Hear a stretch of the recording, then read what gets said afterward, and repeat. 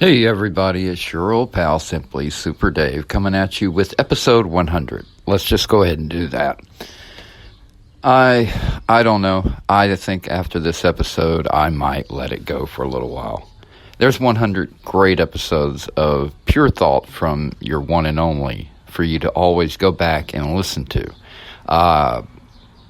Don't get me wrong. If I will do more podcasts. This isn't the end.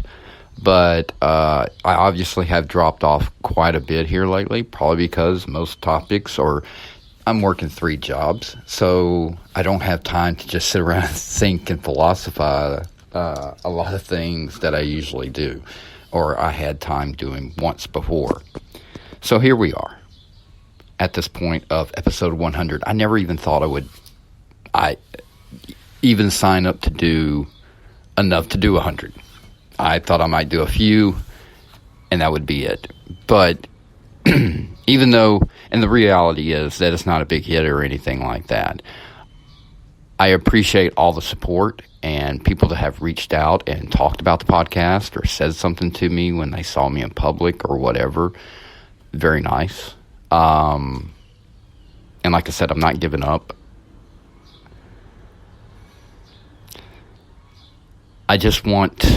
I feel like I've said everything that I needed to say so far. You know, I've said it over in podcasts before. I'm not going to be repetitive, even though I am. I do on the narration that leads the connection parts. I often really, if I talk about one topic and somehow I connect it to something else in a previous podcast, I will do that. But I will also tell you, just go listen to that podcast. So that is why the 100 episodes are there. This isn't a TV show, so I don't have to keep, the trend going. Unlike other creators, they have a need to make a profit from this or to monetize it. And, monetization is nice, but if that's the ultimate goal of what you're creating is to do that or just to get that, then it kind of takes away. It's overkill. You'll overkill the product. And we do live in a society of short attention spans, so I get it. So obviously my target audience isn't that wide. I don't know if you can hear that woodpecker in the background. I know you probably hear the ducks or the geese, but that's the woodpecker. That's Woody Woodpecker going to work. Like I said, I like to be out in life when I do my podcast. Usually I'm in a vehicle most times. That's my studio. But like I said before, but let's get into the topic for today, because obviously I'm doing a podcast, right? So obviously I have something on my mind. And I just wanted to be upfront with my audience because you are awesome Dave-holics, and whether it's on TikTok, Twitter, YouTube, and I really have to promote the hell out of YouTube. I was very critical of them, and they are very, what's the word for it? Well, they were. I don't know if they've changed, being so sensory and with their judgments. Like I've had one video censored before and so forth, but I think here lately, especially with them letting me do put the podcast up, and I haven't gotten any, but I do also label my podcast 18 plus, so it's kind of what it is, but YouTube is the place to go. If you want to catch videos from me 12 years ago, talking about topics within the last 10 years, and through up to when I started streaming, and there's plenty of streams to watch, so you get an idea of what kind of content I would be putting out if I did go back to streaming. Something I am considering. But the podcast, every episode, is also on YouTube, along with the streaming platforms. They have all their backlogs. And let's see here. And then, of course, TikTok is one of my favorite apps to use because it's really easy, for one. And two, there is a lot of information on TikTok.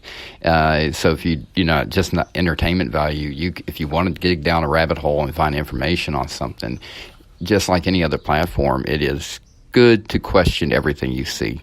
Some things are true, some things are false, or made to look like they're true.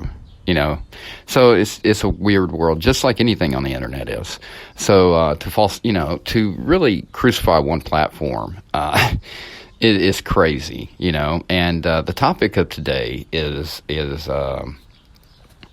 kind of how the there's so many topics running through my head today. Actually, I was going to get into the political frame of things, but that's kind of out there. And you know what I love about people are calling out the bullshit here lately, and it's becoming a serious topic out there. And the truth about the last 3 years is kind of coming out in different studies and stuff like that. Just like anything that ever happens, when we go through stuff that's on a grand scale like 9/11 and so forth, I wished I could fast forward in the years so I can get to that time where you can watch that special or get on the internet and look up the information of what really happened.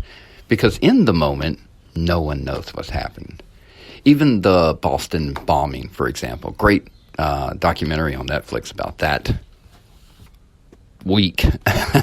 What a week that was, because it wasn't just about the bombing, which was tragic in its own, but the way they pursued the two brothers that were responsible and how that played out was just crazy.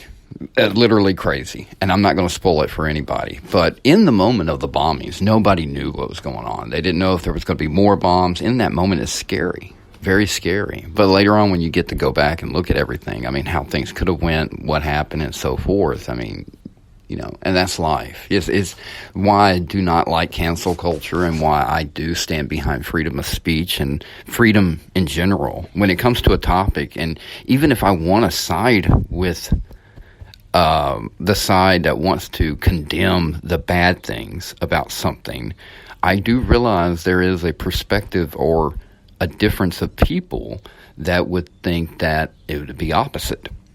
and I'm not talking about murder or something like that. Like, murder's okay, murder's bad.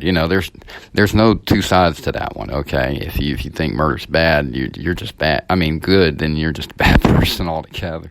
But serious topics like that's one thing. But whether or not you can do this with your life or you can do that with your life, if you take a stance where you want to condemn the other side to the point of censorship and so forth, then I don't care even if I agree with you, I'm going to be against you, okay? And it's just because you are attacking that freedom. And the freedom is way more important than whatever topic you're arguing about. I just want to point that out. For me, the way I break down how I support something or I'm against something is based on other principles than the topic itself. Like, what does this have to deal with? And, this goes back to universal health care, for example, or what's AKA called Obamacare. I think that slowly has faded off into the sunset a little bit. But my biggest thing was I was against anything that's mandatory. Okay. Healthcare is a private decision. That's a decision that you have a freedom to make, whether you want to be a part of it or not. If because some people out there, that's a choice of life, and in America, that's why that freedom was established. When you put something mandatory, that pushes things, and people are like, well, seatbelt laws. Okay, see, that's an operation of a vehicle. If you're going to buy this car, this is how it works, kind of thing. All right, and things change as they get better building the product. Okay, yes, they had to make laws for that. I get that, but I think that's do you operate the product properly? And of course, it's a product that affects other human beings outside of you, can kill people and things like that. So that's why there's laws on such thing. But I guess what I'm trying to say is being forced to take a medication or being forced to enroll in something that is a lifestyle choice that affects nobody else but you is not the same thing as a seatbelt law that affects others. Okay. And a lot of people are going to be, well, your health matters. Okay. You're getting too deep into it. If you get into that conversation, then you might as well blame the skunk for the reason why your ride to work this morning smelled bad, because he got hit by a car this morning. Okay, so we eliminate the skunk altogether. Let's just kill all the skunks. We never have to deal with that problem ever again. But just, you can't control that. We're talking about things that people can control, and when you get into controlling other people and forcing them to live certain ways, then that's very anti-freedom. So I'm always going to be against those topics, not because I'm against what I may even agree with you on everything, but as soon as you cross that line, that's why we must take care of these people right here and get rid of them. You lost me. You lost me hard. And that's what's wrong in this country right now. We're all like, okay, this is my side and I'm not going to bend. If you're not a bendable person, you're not an American. Okay? You got to be adaptable. You got to be ready to evolve. You are the future of the world. You're the freest country. You're the place that everybody goes to live because you want to be happy. You want to be who you are. That's the ideal of it, right? And then you have the hard side of the capitalistic country that we are. But we're overconsumed with that. We overconsumed it. We got too fucking greedy. And all the mom and pop, so-called entrepreneur businesses, stores, places you could go or whatever, that kind of shifted. It is a younger generation. It's all on the internet now. Everything's digital. And you can make your money and be your own entrepreneur. And there's a lot of people that are doing that, and I love seeing it. So I think that mom and pop in the physical world got shifted to the digital internet age. So I'm not too worried about that, because I think that individuality of earning a living is out there for you. It's not gone. It's just you have that generational gap where this generation doesn't know how to do that, and they just get kind of left in the dust. And we are unfortunately a country that doesn't take care of its elders as we should. And what I mean by that is that we're so overly forced to work to where one parent can't even stay home. Or if they do, you're in a different bracket. But most families, both people work. That's a whole different generation from a generation that has someone staying home all the time. And they politicized it to the point of rights to where you shouldn't have to stay home all the time.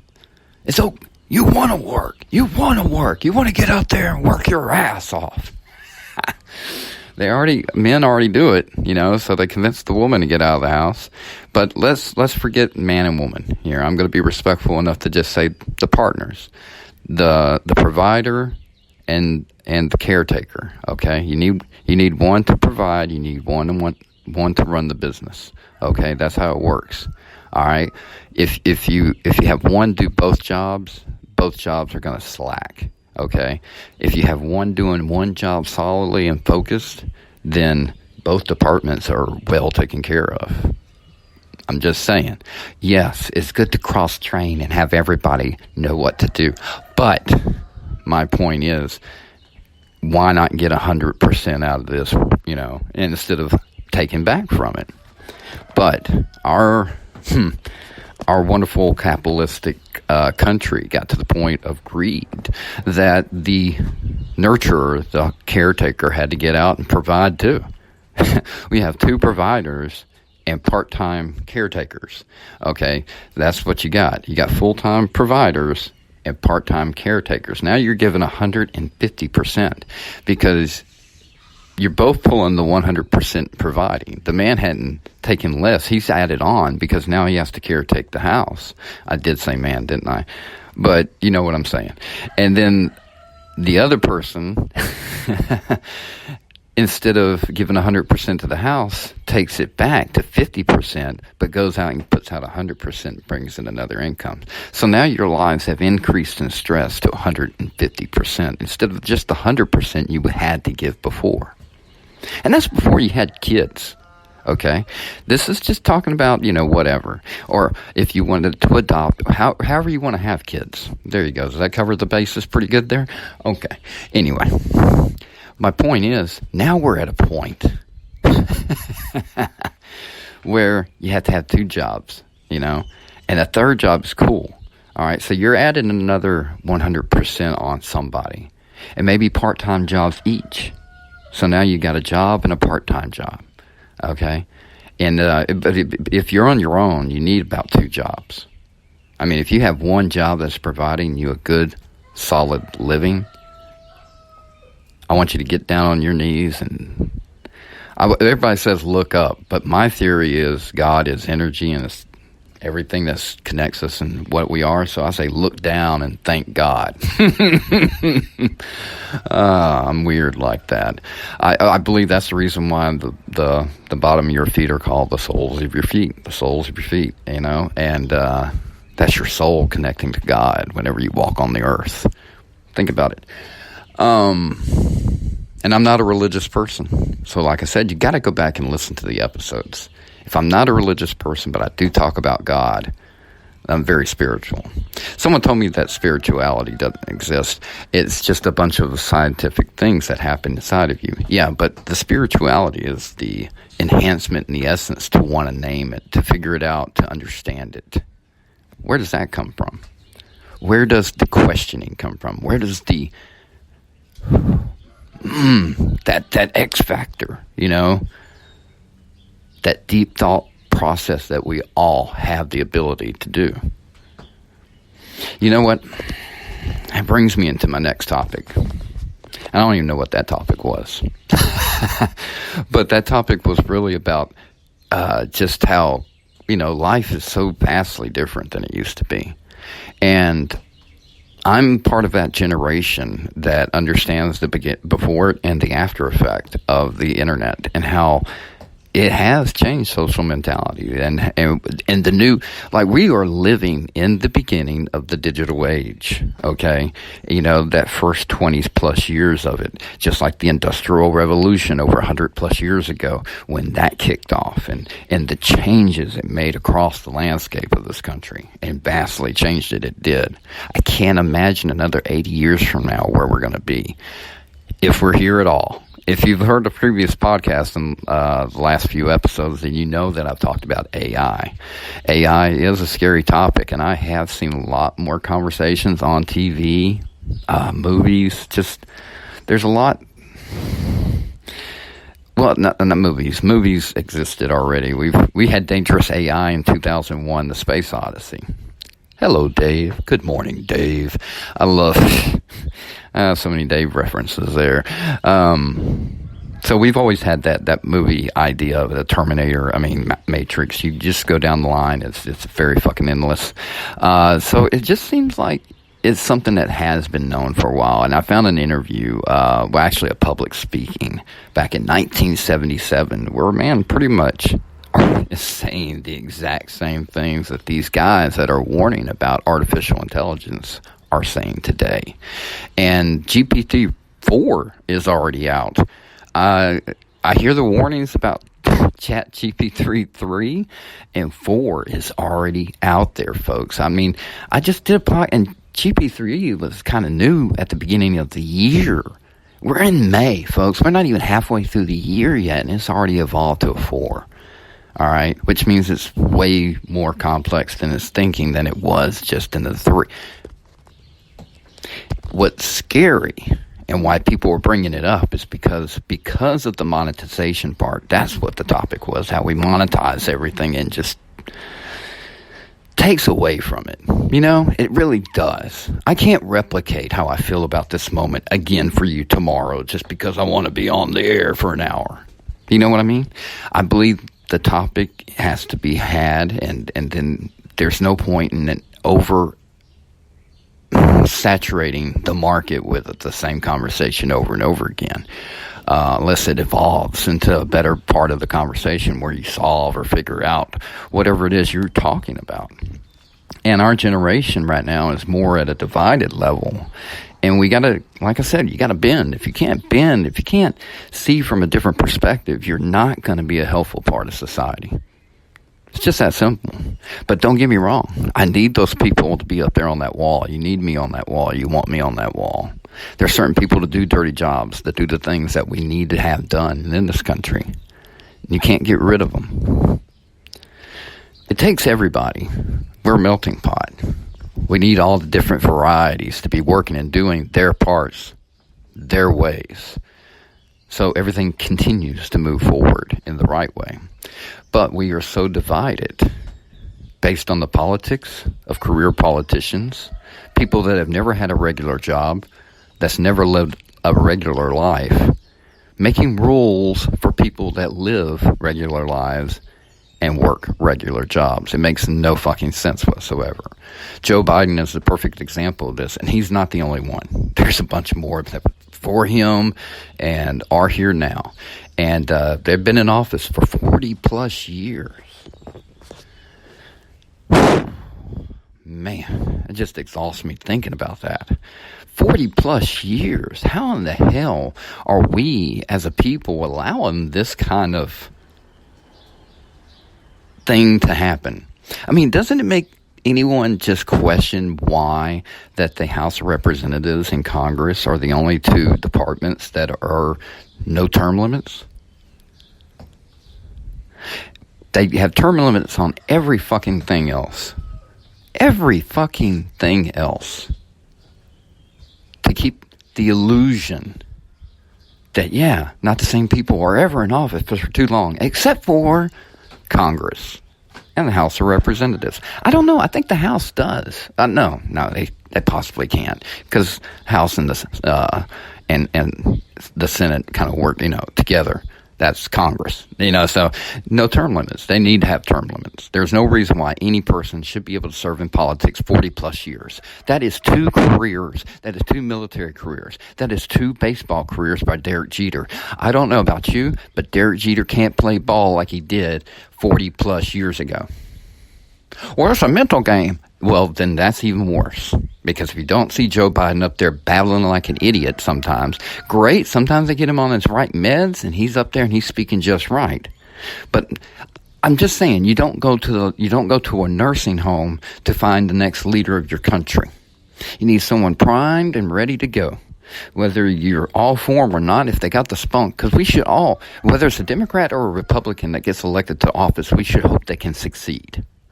I just want to make that very fucking clear, okay? I'm very critical of every president that ever comes to office because it matters to me. If my bank account has money holding in it and I feel secure in it, they're doing a damn good job. If my bank account's always in the negative, I'm at zero, and I'm worried maybe the banks are going to collapse. So, does it matter if I'm a Republican or a Democrat, or does it matter if my life is going better or worse? Well, it's not just his fault. It's from years and years and years. So you're telling me it's a system thing. That must be because they're all career politicians. George W. Bush was a career politician. You think George ever worked a real job? Oh, he's a frat boy, got drunk all the time. His daddy was president. So he became president too. Carried on his dad's legacy over there in the war in Iraq. The axis of evil. Remember all that? We lived through some crazy bullshit. Crazy bullshit. Obama was a fucking... I remember that moment. I remember his first speech. He was in Chicago, Illinois, in front of the Lincoln Memorial, announced as president. Going to run for president. Him and Hillary, that whole runoff thing was crazy. I knew whoever won this race was going to win the presidency. I couldn't even tell you the Republican McCain. There was one other guy with the... He had a stiff hand. I can't remember his name. Dole, maybe Bob Dole. I can't. Doesn't matter.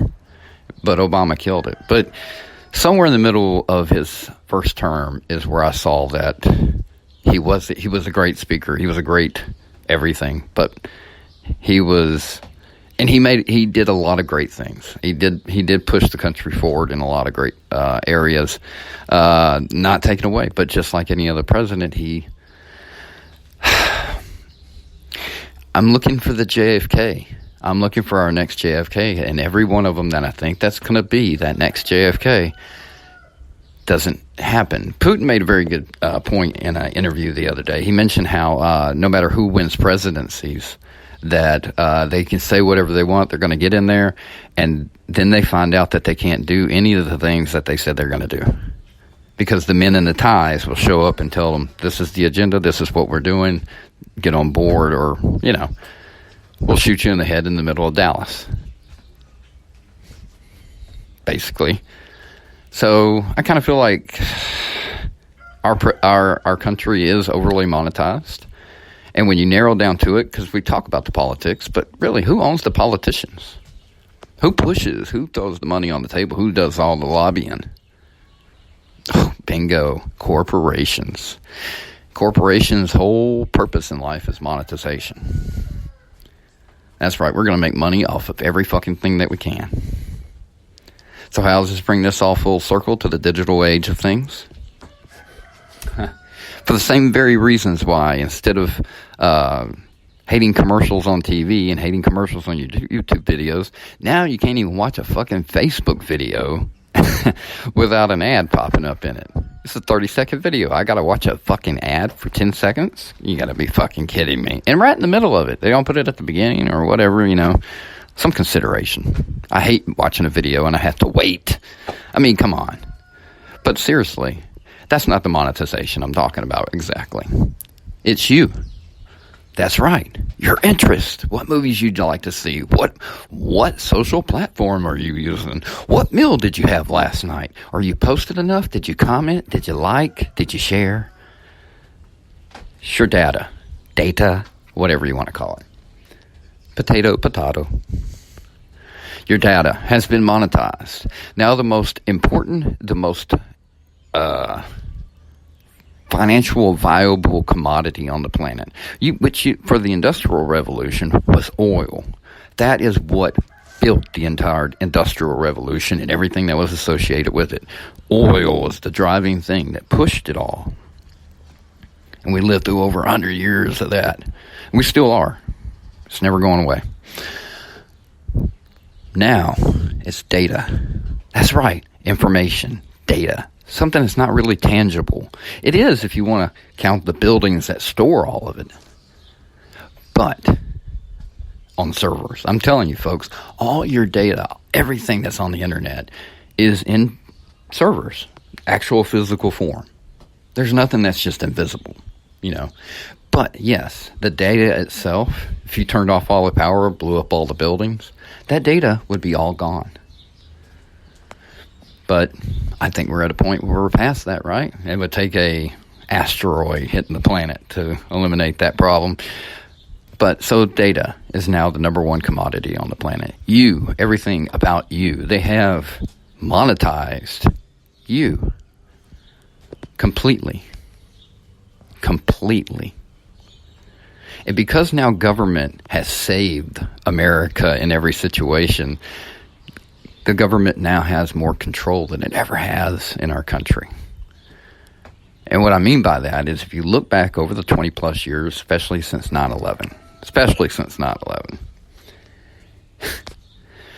if there was a housing market crisis, the banks got in trouble, healthcare, car industry, that was an interesting one. All of these things.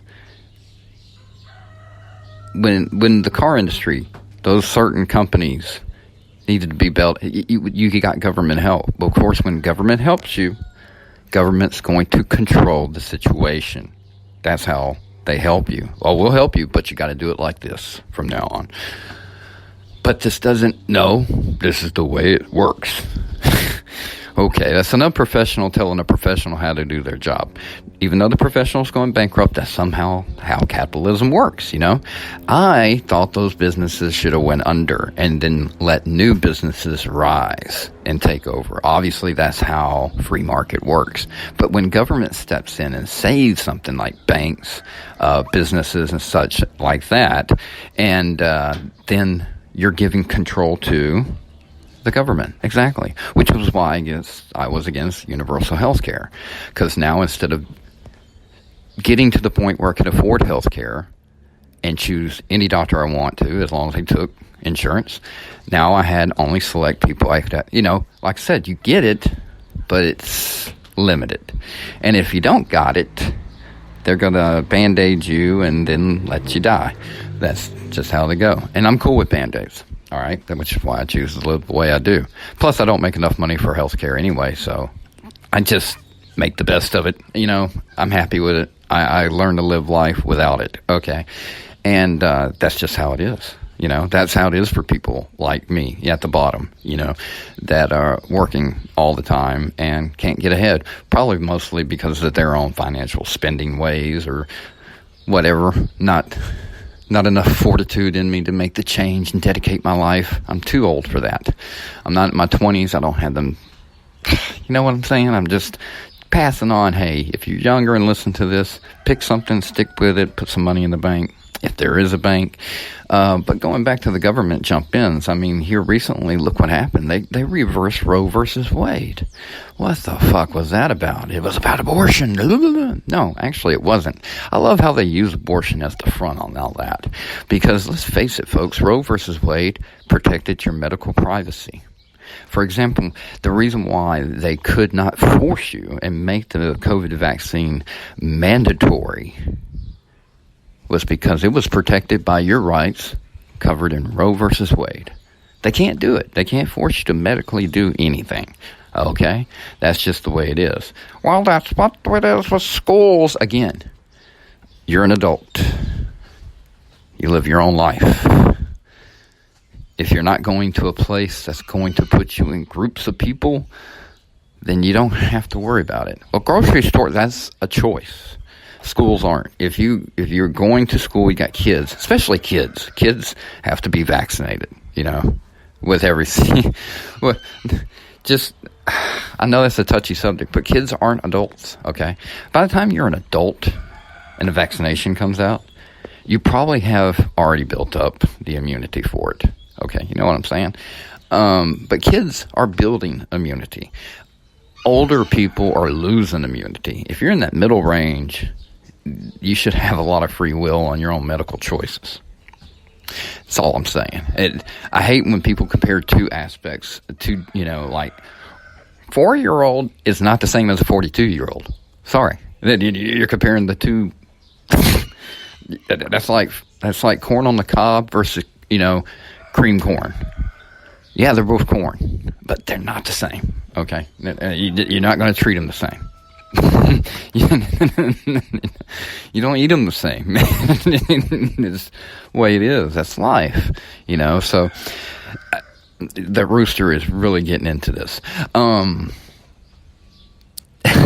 But yes, government is overly into our shit, and what's amazing about it is that the corporations own it all. The corporations own it all. It all comes back to the monetization of everything. And what's scary is that we're moving into full monetization. Based off movie and music, everybody thinks it's hip and cool. It's what's on social media. All young kids looking like they're living the high life, watching the dolphins, and on the sunset beaches and riding around in their cars, going out at night looking like, the mega pop star that's currently hot and hip. Everybody, it's just that show of lifestyle is huge and bigger than ever. And then, but behind the camera, it's nothing like that. It's all just a bunch of ego being made money off of. We're at a point where we're making money off of egos. Sounds pretty bad, doesn't it? I mean, if you don't think that sounds bad, then you need to do some more deep thinking. That's all I got to say. You haven't gotten to that depth of thinking where you're realizing that ego is not it's something that you need, but too much of can make you the worst person on the planet. And we're encouraging a lot of people to be their worst person on the planet by being the best version of themselves on camera and then having mental breakdowns off because you're not really living that life. None of us are. We're all living our lives the way we see it off camera, the way you see it right now. They're forcing everybody to live on camera. And with AI and everything that's happening in the future, we have pretty much surrounded ourselves with it. It's inevitable. We're going that way. But you got to stick to your roots. You got to stick to who you are. You got to stick to your soul touching the ground. You got to stick to what's physically there in your bubble, what you contain yourself with. Amidst of all the things around you, you see that are being shuffled before you to guide you a certain way. You got to pick your own path. You can't let judgments of others and the actions of a few dictate what's right for everybody else. Freedom to choose is the most valuable thing to me. So like I said at the very beginning of this, just because I agree with you and what makes you happy doesn't mean I'm going to go home and do it. Or I wouldn't pass it on to other people. Hey, you should try that. I'm not doing that. That's not. But if it makes you happy, then I say you do it. I say you fucking do it. As long as it doesn't affect anyone else. You know what I'm saying? Like, I'm gonna run naked. Da da da da. Well, where are you running naked at? Around the house. Go for it. I'm gonna go run through Walmart naked. I don't think that's a good idea. That's all I'm saying. Life is just like that. Pick and choose. Privacy is very important. Your privacy is completely the villain of what this whole system is being built around. Folks, you are a product. You are monetization. You are the money. You have been since you were born and your birth certificate and your Social Security was given to you. You basically have been sold off. That's how Americans always paid us bills. We got this many people here. This is how much money we have. Seriously, think about it. Gold's a far second compared to how many people we have in our country has invested us. We are money. We are. what's the word for it? An unrealized slave to the system. So every day you get up and go to work, you have your coffee, you have your little routine, you go to your favorite place and all that. You are a perfect fit for the system. They need that. They want that. They want to do it to the point where you go, like you would do it without even thinking, like breathing. Got to go to Starbucks, got to go to Starbucks, got to go to Starbucks, got to go to Starbucks, got to go to the bank, got to go to the bank, got to go to the bank, got to go to Walmart. Got to go to Walmart. Walmart has everything. So, episode 100, I'm going to leave it off right there for you. Like I said, you got to stay super. And that's the reason why I call this. You know, staying super, Simply Super Dave. You got to stay positive amidst all this crazy stuff that's around you. But you got to see it first. If you don't see it, it's going to fuck with you. And you can never be happy and you can't stay super. But once you realize what's fucking with you, you can know when to ignore it. When to move on. To know you can't do anything about it. It's going to be there anyway. Move away. Always be real by being in the moment. Never get stuck in your past. Don't let what hinders you overtakes you. Everything about our lives, who we are, our mannerisms, what we do, are interchangeable parts. Some are connected so much to us that we can't get rid of it. But you got to keep it in check. You can't let it overtake you like a cancer. Even if you can't get rid of the cancer, you want to reduce it to being as small and ineffective as possible. When you have something in your life that you can't, you have to do. It's like, I can't help myself. It's something that I do. And it's something that hinders you. You got to work on that. And that's what, as a country, we got to do. We got to work on the things that are hindering us. Even if it's something that is good, but if we're doing it too much of. Live your way, but don't force your way onto others. Stand up for what's right, even when everybody else says you're wrong. And don't think you're crazy, because you're not alone. All you got to do is spread a little love and laughter, and you will notice you won't laugh alone. You're never alone, folks. Always remember that. We're all in this together, in the real world and in the virtual. Go conquer that hate and fear. Spread that love and laughter. And today, you be the conqueror and not your own victim.